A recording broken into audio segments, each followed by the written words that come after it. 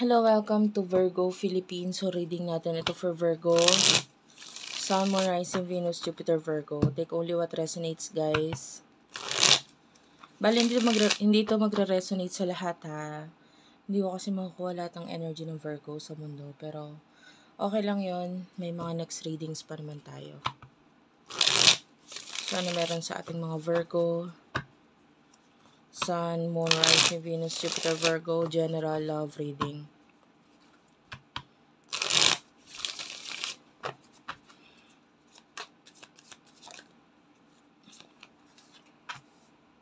Death card is here. King of Pentacles. Clarify the Death card. Clarify the King of Pentacles. The Moon. Okay. Page of Cups is here at the bottom of the deck. Okay. So, Virgo, you are the King of Pentacles. Yan, Taurus, Virgo, Capricorn energy. Nakikita natin ikaw as someone na pwedeng you're focusing on material things ngayon. Mga bagay na nakikita mo, nahahawakan mo, nandyan sa harapan mo, no? And I feel like with the Moon, you are being more sensitive sa mga bagay na nandyan sa paligid mo. Worth it ba to? Parang ganon. And if there are people sa buhay mo na parang kumbaga nauuna na yung pagiging judgmental mo ngayon sa mga taong to. And if hindi mo ito feel or ayaw mo dito sa mga taong to, ayaw mo na, there's the feeling of you na parang there's this need for change. Kailangan kong baguhin, kailangan kong tapusin. Some of you with the Death card. Nandun yung ini-end mo ang connection mo dito sa mga taong to or binabago mo kasi with the Moon, iniisip mo na yung iniisip nila. Parang ganon. Advance ka na ngayon mag-isip. Kasi maybe in the past, ang ginagawa mo is that hindi mo masyado iniintindi yung iniisip nito mga taong to. Mas nakafocus ka sa kung ano yung pinapakita nila or what. Kung anong, might be pinapakita mo yung, nakikita mo kailangan mo itong mga taong to. So ngayon, nakikita natin, pag hindi sila maayos, kausap, or pag hindi sila maayos sa mga pinapakita nila, you are doing this death, which is parang yung iba ending with these people, connection sa kanila, or might be yung iba hindi naman ending but rather transformation. So kung paano ka mag-isip sa kanila. Pagdating sa love, sino tong person na nakakonect ni Virgo?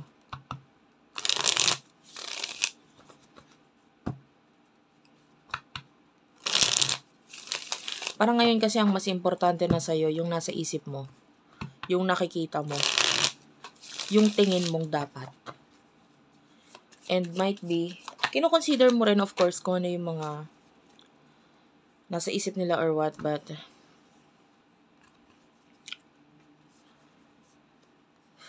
parang hindi ka na para magpauto, ganun. Knight of Cups, Four of Wands, Seven of Pentacles. Bottom of the deck is the Queen of Swords, the Two of Swords, and the King of Swords. I don't know if you feel like itong person na ito is nandyan na or nakasupport na, like I can see an admirer. Ayan, may tao tayo nakikita dito which is like may nakikita tayong offer sa kanya, an offer of stability, an offer of love, an offer of commitment. Pero might be ngayon kino-consider niya muna yung finances niya, pwedeng nakikita niya hindi pa to sapat. So a lot of preparation dito sa taong ito. Nagpe-prepare siya, kumbaga sa'yo, para sa'yo, or sa kung ano yung i-offer niya sa'yo, no? Not necessarily love, pero yung iba love related yung offer. Pero yung iba, pwedeng yung offer uh, love na may kasamang pera, parang ganun. And might be, hindi pa niya kayang i-offer ito ngayon kasi nga, may mga kakulangan pa eh. Like maybe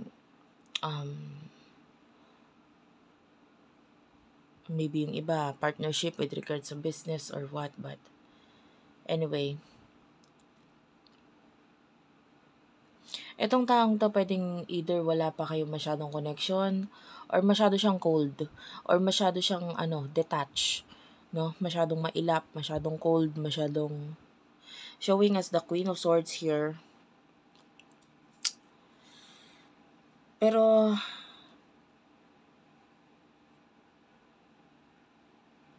parang hindi pa kasi siya ready i-offer sa'yo nga. Kasi nga kailangan pa niyang i-grow yung kanyang finances. May pinag-iipon pa tong taong to.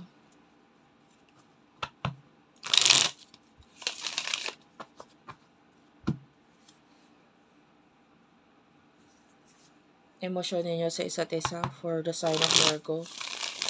For the sign of Virgo, Sun, Moon, Rising, Venus, Jupiter, Virgo. Five of Pentacles, the Queen of Swords.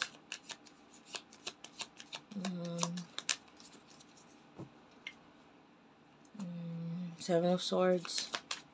Kunin ko na rin yun sa kanya. Emosyon niya sa'yo. Hindi ko to kukunin masyadong marami.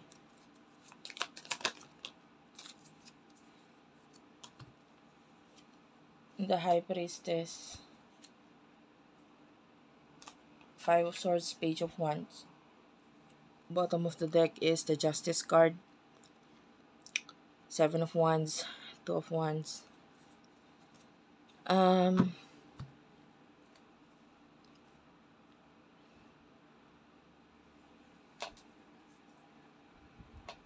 feel like alam mo yung energy nito, it's like might be in the past, feeling mo kailangan mo tong taong to, or nandun yung pag-agaw mo ng attention niya. Alam mo yun, maybe in the past, ikaw ito na, sabihin na nating naghahabol, or naglapit ng lapit, or ikaw yung nakikipag-connect, communicate, ganyan, etc. And then, might be, ayan, kasi yung energy ng Five of Pentacles, alam mo yung parang pulube, tapos, hingi ng pera yung nangangalabit, tapos namamalimos. Of course, pag ganun, susundan mo yung taong nakita mo na, I mean, the way I see the energy here is parang ganun, ina-explain ko sa'yo. Parang, di ba, makulit. Ngayon, ang tendency is parang, nakukulitan itong hinihingaan mo, or inaagaw, ay, parang nililimusan mo ng atensyon. So, parang ang feeling is parang nakukulitan na siya sa'yo, and might be ito yung nafe-feel mo dito sa person na to, and then parang wala naman siyang ibibigay, parang gano'n, na attention or whatsoever. So, the way I see this, you're already like giving up, or sige, wag na lang, ayoko nang umasa, ayoko nang maghabol, ayoko nang magmukhang kawawa dito sa taong to, begging for attention, etc. And then now I can see your energy cutting this person off, or nandun na, iwasan ko na lang, layuan ko na lang, ika-cut off ko na lang tong taon to, kasi wala naman siya bibigay sa akin, ako pa kawawa dito, ako yung nakakahiya, ganun ganyan. And wala naman siya ibinibigay, magbigay man kakunti, tapos maybe you want more than that, you want attention, you want this person na i-accept ka, and might be dumating sa point na parang bakit ko ba to ginagawa, may iba naman doon na might be willing naman magbigay ng attention sa akin, parang ganun. Pwedeng ma-feel mo yon. Yung iba pwedeng nag-cut off na, umalis na, umiwas na.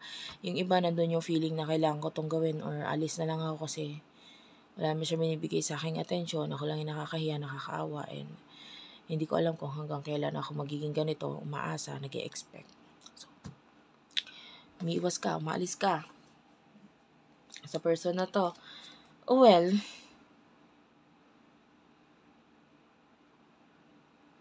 The High Priestess is here. Yung iba sa inyo, pwede may spiritual connection dito. Page of Wands.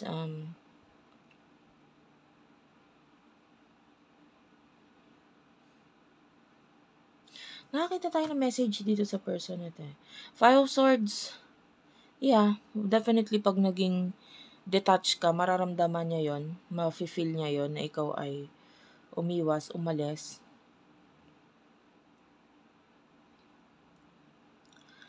And what's with the Page of Wands? Ano yung message niya dito? Message ng taong ito.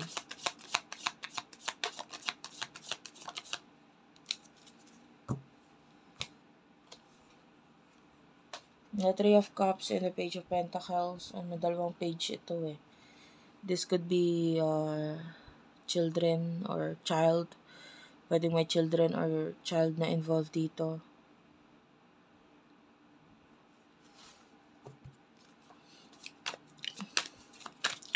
What's with the Three of Cups? Page of Cups, yeah. Could be 3 to 4 children. Or, yeah, anyway, okay lang kahit 3 to 4 children ang involved dito. So, might be may mga anak na involved. Kaya, parang hindi sigurado tong person na to or what.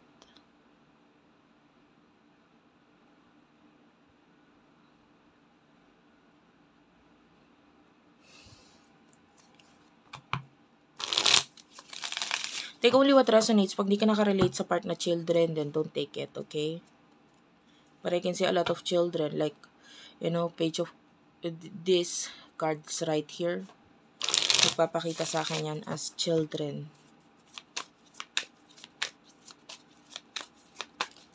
So, what will happen in the future sa inyong dalawa na itong taong to? Queen of Pentacles, Knight of Swords, the Magician and Temperance.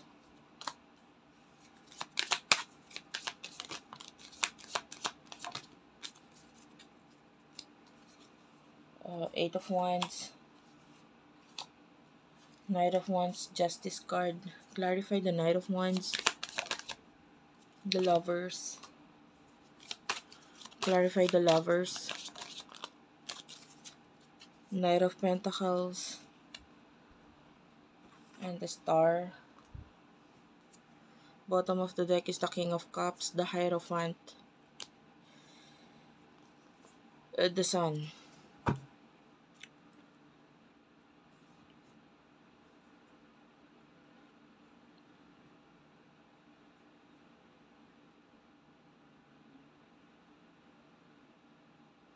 I can see pagta-travel in the future.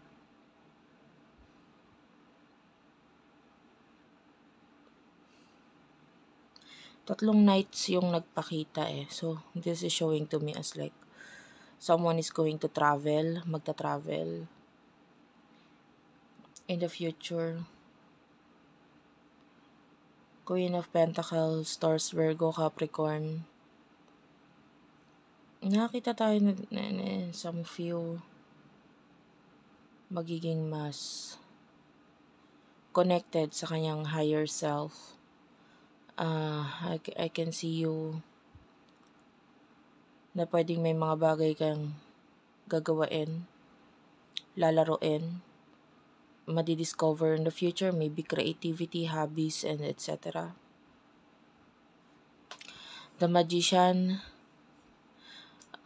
marami natutuwa sa iyo eh. In the future, nakikita natin na ipapamalas mo, na ipapakita mo yung mga kagalingan na yun. And you have to be, you have to do your best.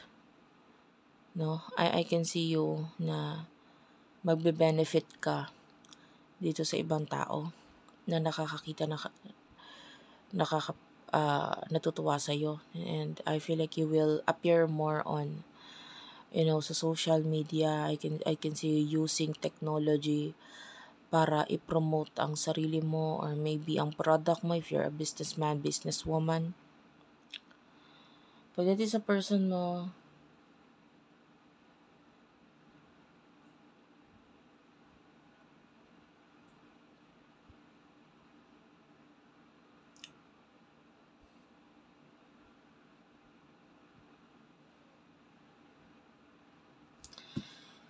Clarify ko lang tong the star. What's with the star?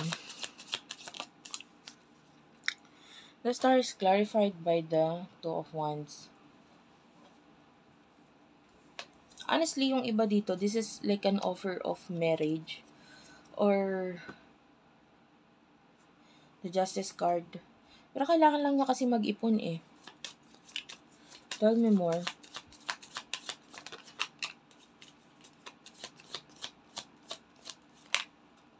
Yeah. May mga bagay lang siyang kailangan tapusin ngayon. Or maybe both of you. Pero the Seven of Cups, I feel like nagkakaroon na siya ng like daydreaming. Daydreaming about the future. And alam niya sa future ko anong gusto niya eh. Kaya lang parang kailangan niya muna pag-ipunan to, ayusin to. Like,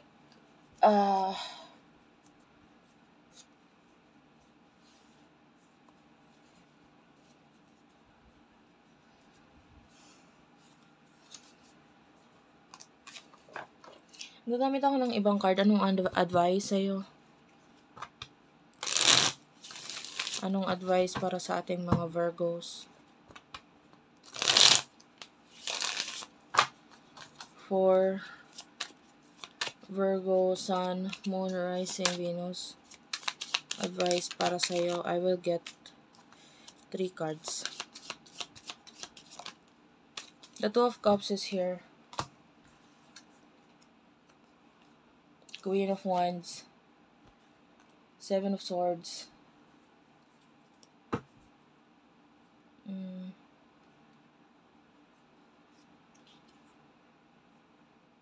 I mean, Nine of Pentacles is at the bottom of the deck.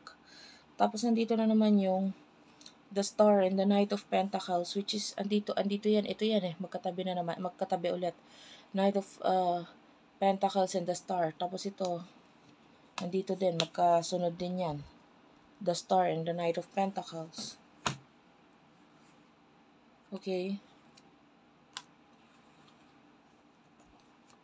Ang pinakikita nating advice dito is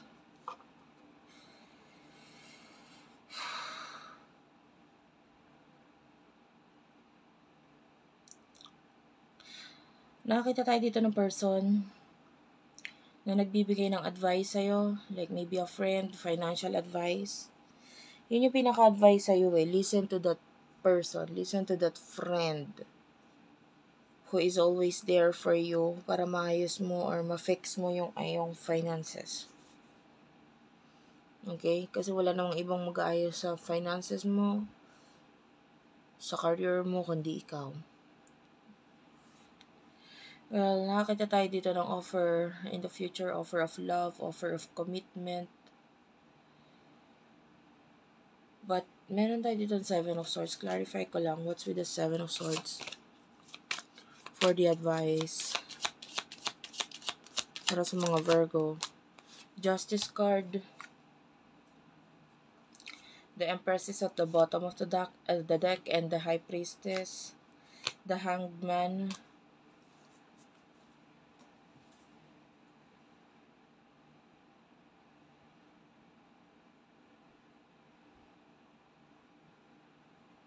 I mean, I feel like,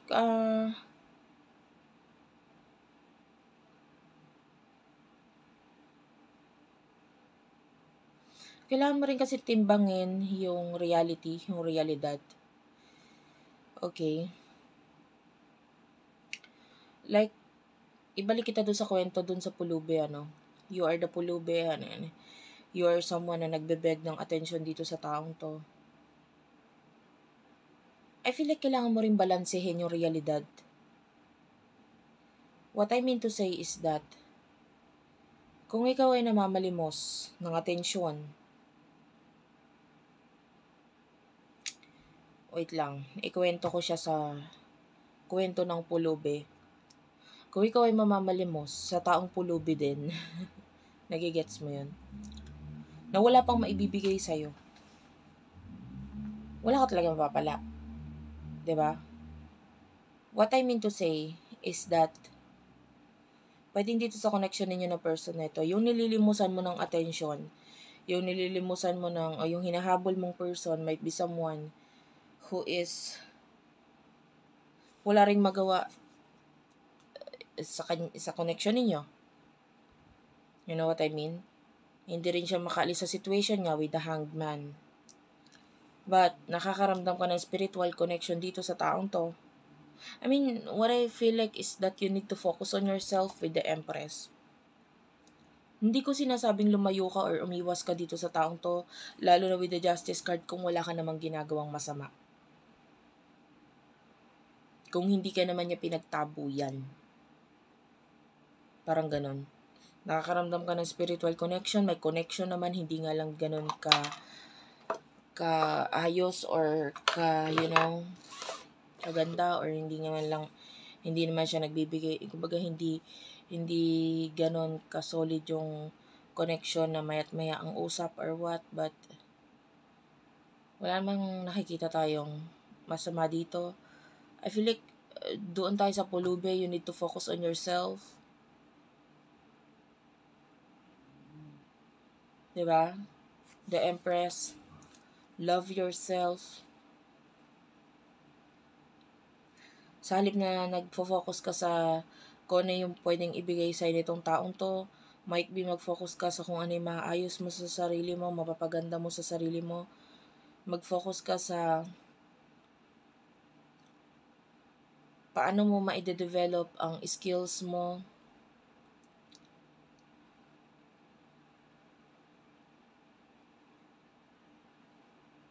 Diba? Kung halimbawa doon sa kwento ng pulube, ikaw ay wala kang pera pero meron kang like maybe talent, kaya mo kumanta. And then don't beg. Huwag kang mamalimos. Maglagay ka ng lata sa harapan mo, tumayo ka, kumanta ka. Hayaan mo ang tao lumapit sa'yo. Okay? Nai-enjoy mo na yung ginagawa mo. And then might be itong hinahabol mo, itong person na ina-attract mo, yung gusto mo ng attention sa kanya, siya ang kusang lumapit sa'yo. Because you are focusing on yourself. You are focusing on things that you love. You are being yourself. Diba? And then siya na yung hahanga sa'yo sa ginagawa mo. And siya na yung lalapit. Siya na yung manonood, siya na yung titingin. Siya na yung parang mapapa-question, paano niya kaya ginagawa yun? Paano kaya ganito, ganyan? Parang, nandun yung makukuha mo yung attention niya. Yung attention niya, magkakaroon siya ng interest sa'yo. Pag nag-focus ka sa sarili mo. So, that is the advice. Just love yourself. Hindi ko sinabing iwasan mo, layuan mo, because like maybe, kung namamalimos ka sa attention nitong taon to, doon ka sa tabi niya. Maglagay ka ng lata, kumanta ka. Nagigets mo? Sa kwento nung pulubi. Because that's what I can see here. And yun yung pinaka magandang gawing example for you. Thank you for watching. I love you all and bye-bye.